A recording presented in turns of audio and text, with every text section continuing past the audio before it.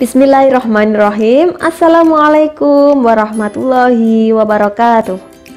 Selamat pagi Sobat Hebat Maksa Surba. Kembali lagi bersama saya Ibu Krismonika Eva Erianti dalam mata pelajaran Seni Budaya, materi pengertian pameran. Kita sudah masuk ke materi baru ya. Sebelum kita masuk ke kompetensi dasar, seperti biasa marilah kita berdoa bersama-sama agar pelajaran pada hari ini bisa bermanfaat dan diberi kelancaran oleh Allah Subhanahu wa taala. Berdoa mulai. Bismillahirrahmanirrahim. Raditu billahi robba wa bil islami dina wa bi Muhammadin nabiyya wa rasula. Rabbi zidni ilma warzuqni fahma waj'alni min ibadikas sholihin. Untuk kompetensi dasarnya yaitu memahami prosedur penyelenggaraan pameran karya seni rupa. Jadi kita sudah mulai masuk ke materi baru yaitu pameran. Nah, alur pembelajaran kita yaitu yang pertama kita mempelajari tentang pengertian, fungsi, dan tujuan pameran. Nah, ketika sudah menguasai anak-anak, kita masuk ke perencanaan pameran. Kemudian selanjutnya setelah kita merencanakan sebuah pameran, kita akan melaksanakan pameran. Jadi karya-karya anak-anak yang sudah sebelumnya sudah dikerjakan, kita akan pamerkan bersama-sama dalam KD ini. Selanjutnya ada evaluasi pameran. Setelah pelaksanaan pameran, kita akan mengevaluasi jalannya pameran dari awal sampai akhir. Ini untuk penilaian diri atau refleksi diri atas pameran yang sudah kita selenggarakan bersama-sama. Jadi ini kira-kira, nah ini bentuknya ada pameran kelas atau pameran sekolah. Nah nanti bagaimana bentuknya nanti kita lihat setelah ini. Kemudian tujuan pembelajarannya diharapkan pada hari ini anak-anak mampu memahami tentang pengertian pameran. Jadi kita masih masuk di awal-awal yaitu pengertian pameran. Kita perlu tahu sebelum kita melaksanakan pameran, kita harus mengetahui konsep pameran, kemudian juga pengertian pameran itu seperti apa terlebih dahulu. Seperti biasa, Ibu sampaikan relevansi materi dengan ayat Al-Quran yang terdapat pada surat An-Nahl ayat 78. Dan Allah mengeluarkan kamu dari perut ibumu dalam keadaan tidak mengetahui sesuatu pun, dan Dia memberimu pendengaran, penglihatan, dan hati nurani agar kamu bersyukur. Jadi relevansinya dengan ayat Al-Quran dengan materi pameran ini. Nah, untuk materi pameran ini merupakan salah satu sarana kita mengapresiasi karya orang lain. Nah, mengapresiasi itu menggunakan penginderaan mata atau penglihatan kita yang sudah diciptakan oleh Allah. Jadi dengan adanya pameran ini, kita bisa lebih bersyukur dengan memanfaatkan penglihatan kita dengan cara mengamati hal-hal yang baik, hal-hal yang indah.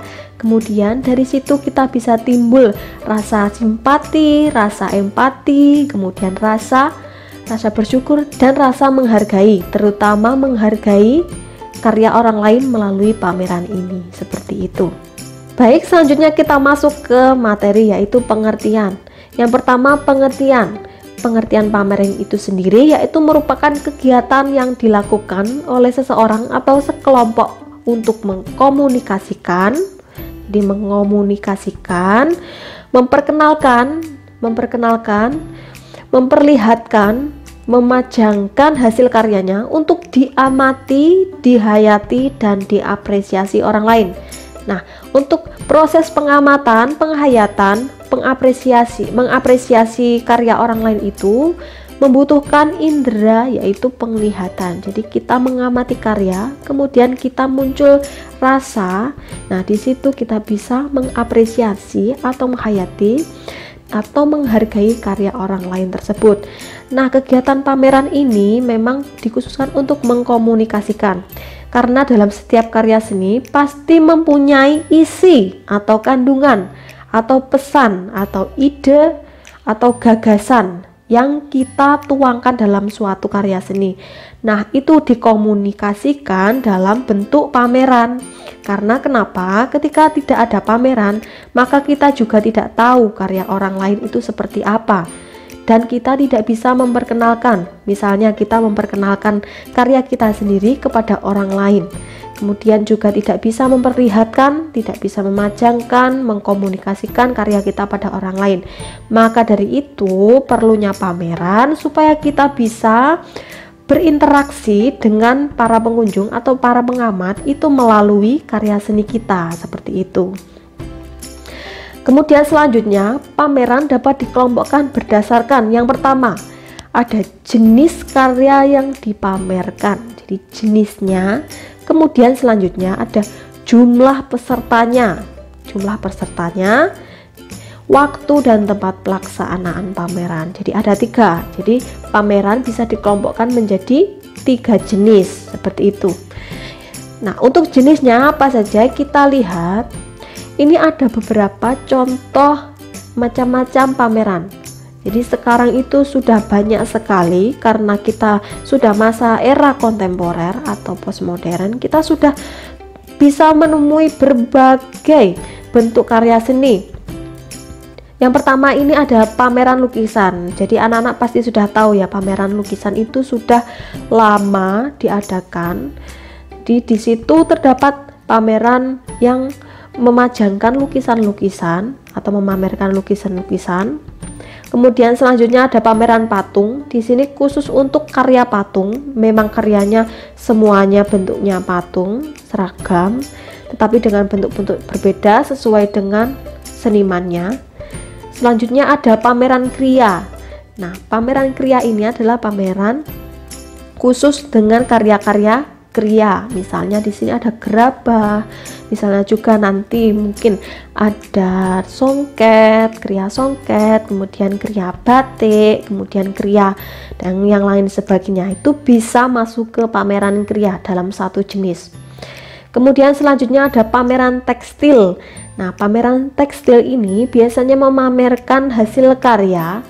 Misalnya contohnya ada batik, kemudian tekstil songket, tahu kan? Nah, dan lain sebagainya. Itu sebuah karya yang berbentuk tekstil. Jadi bisa bermacam-macam jenis, bisa bermacam-macam bentuk, kemudian juga bisa bermacam-macam gambar dan lain sebagainya. Itu tetapi dalam ranah tekstil atau dalam ranah perkainan, seperti itu. Selanjutnya ada lain-lain. Nah, sekarang itu sudah zamannya kontemporer. Jadi sekarang itu sudah tidak dikelompokkan seperti pameran lukisan, pameran patung, kriya dan lain sebagainya. Tetapi sekarang itu konsepnya itu sudah contemporary art. Jadi di sini kita sudah bisa menemukan berbagai macam. Jadi tidak hanya lukisan, patung, kriya tersebut tidak, tetapi kita juga bisa menemukan contemporary art atau seni kontemporer, misalnya dengan berbagai media yang sebelumnya kita tidak pernah menduga sebelumnya. Ada beberapa karya, contohnya semisal karya instalasi, kemudian juga ada performing art dan lain sebagainya. Itu bisa masuk juga ke dalam suatu bentuk pameran. Nah, yang pertama berdasarkan pengelompokan pameran. Yang pertama ada berdasarkan jenis karya. Jadi di sini ada pameran berdasarkan jenis karya. Yang pertama ada pameran homogen, yaitu jenis pameran yang hanya memamerkan satu jenis karya saja. Misalnya pameran lukisan saja, kemudian pameran patung saja gitu. Kemudian selanjutnya ada pameran heterogen. Nah, jenis pameran yang memamerkan berbagai jenis karya seni. Jadi biasanya ini masuk ke contemporary art. Jadi ada beberapa jenis karya yang masuk, bisa semuanya juga. Ada lukisan, patung, instalasi, performing, kemudian dan lain sebagainya, itu bisa masuk. Itu namanya pameran heterogen. Jadi ibu ulang lagi, berdasarkan jenis karyanya ada pameran homogen dan pameran heterogen. Selanjutnya ada berdasarkan jumlah peserta. Di sini kalau berdasarkan jumlah peserta ada pameran tunggal, yaitu pameran yang pesertanya hanya seorang saja. Nah, biasanya ini adalah seniman-seniman yang terkenal, biasanya memamerkan beberapa seri karyanya. Jadi dalam pameran itu senimannya hanya satu, tetapi karyanya itu yang dipamerkan banyak, biasanya beberapa seri atau beberapa jenis karya dalam satu tema. Kemudian selanjutnya ada pameran kelompok. yaitu pameran yang diikuti pesertanya lebih dari satu, beberapa anggota, atau suatu kelompok. Jadi di sini kelompok itu biasanya satu seniman membawa satu karya atau dua karya, dan ke pameran ini diselenggarakan oleh bersama, senimannya bersama, seperti itu. Ibu ulangi lagi, berdasarkan jumlah pesertanya, pameran dibedakan menjadi dua, yaitu pameran tunggal dan pameran kelompok, seperti itu ya. Kemudian selanjutnya berdasarkan ruang tempat pelaksanaan. Yang pertama ada pameran di dalam ruangan atau indoor, yaitu pameran dengan mengambil setting tertutup, misalnya di gedung atau museum. Nah, ini seringkali kita temui di berbagai, misalnya tempat, misalnya di galeri di Batu, di Raos Batu, kemudian di galeri nasional, seperti itu settingnya tertutup, jadi ada di dalam ruangan. Kemudian selanjutnya pameran di luar ruangan atau outdoor, yaitu penyelenggaraan pameran ini biasanya untuk karya-karya yang tahan suhu luar. Jadi tidak semuanya karya itu bisa masuk ke outdoor, karena semisal lukisan itu kan tidak tahan cuaca, maka tidak cocok untuk outdoor. Nah, kalau untuk misalnya instalasi yang kuat dengan cuaca, itu bisa menggunakan setting pameran outdoor. Ibu ulangi lagi, berdasarkan ruang tempat pelaksanaan dibedakan menjadi dua, yaitu ada pameran indoor dan pameran outdoor, seperti itu ya. Nah, selesai materi kita, sekarang kita evaluasi dengan mengerjakan tugas. Yang pertama yaitu jelaskan pengertian pameran, mudah. Kemudian selanjutnya sebutkan contoh-contoh pameran seni, minimal 3 yang tadi sudah Ibu terangkan, gambar-gambar. Kemudian selanjutnya sebutkan dan jelaskan jenis-jenis pameran berdasarkan jenis karya. Jadi sebutkan dan jelaskan jenis-jenis pameran berdasarkan jumlah peserta. Sebutkan dan jelaskan jenis-jenis pameran berdasarkan ruang tempat pelaksanaan. Jadi tadi sudah Ibu ulangi, nah kalian jelaskan kembali supaya kalian ingat. Jawaban ditulis di buku tulis, dipotret dengan pencahayaan yang baik, kemudian di-share di Google Classroom seperti biasa.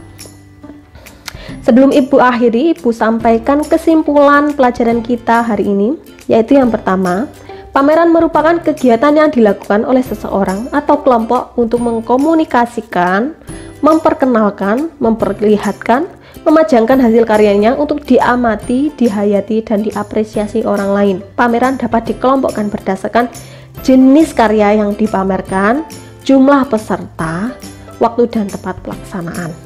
Demikian pelajaran kita pada hari ini, semoga bermanfaat. Jika ada pertanyaan silahkan bertanya kepada Ibu di nomor yang sudah tertera. Jangan lupa dipelajari dan tugasnya jangan lupa dikerjakan ya. Terima kasih atas perhatiannya, semoga ilmu yang kita dapatkan bermanfaat. Marilah kita berdoa sebelum Ibu tutup. Berdoa mulai. Bismillahirrahmanirrahim. Wal asri innal insana lafi khusrin illal ladzina amanu wa amilus solihati wa tawassaw bil haqqi wa tawassaw bis sabr. Subhanakallahumma wa bihamdika asyhadu an la ilaha illa anta astaghfiruka wa atubu ilaik. Demikian Ibu tutup. Terima kasih atas perhatiannya. Jangan lupa tugasnya dikerjakan dan dipelajari materinya. Sekian, wassalamualaikum warahmatullahi wabarakatuh.